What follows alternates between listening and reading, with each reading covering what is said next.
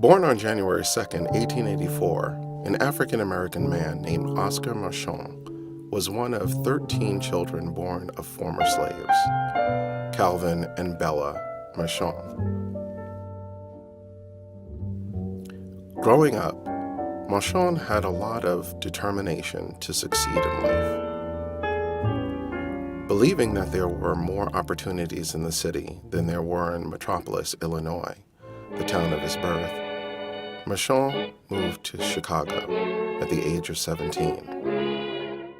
During his time in Chicago, the young and ambitious Micheaux had a number of low-paying jobs, such as sweeping hair in a barbershop and shining shoes.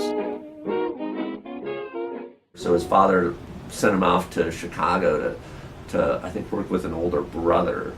And he did that, and then in a way that shows his canny business ability, he opened a shoe shine, was very successful, and then parlayed that into what at the time was a very considered, a very prestigious job as a Pullman porter.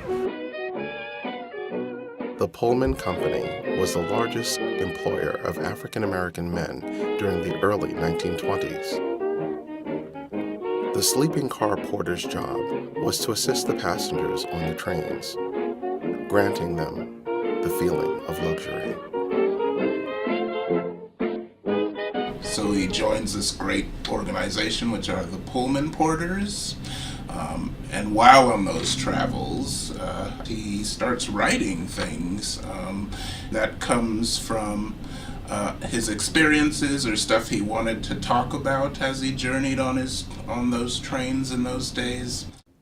From early in his life, Micheaux admired Booker T. Washington, whose words advocated self-improvement and self-help. And with these ideals in mind, in 1904, Micheaux moved to Gregory County, South Dakota, where he successfully homesteaded among white neighbors. And this marked the true beginning of his writing.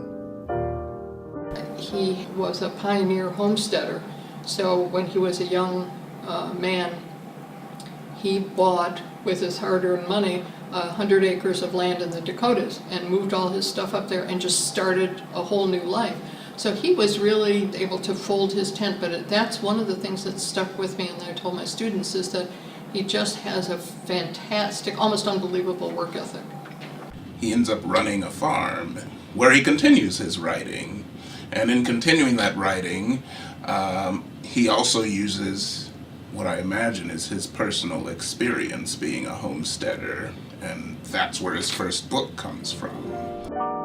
The Conquest, the story of a Negro pioneer, his first novel, which he published himself in 1913.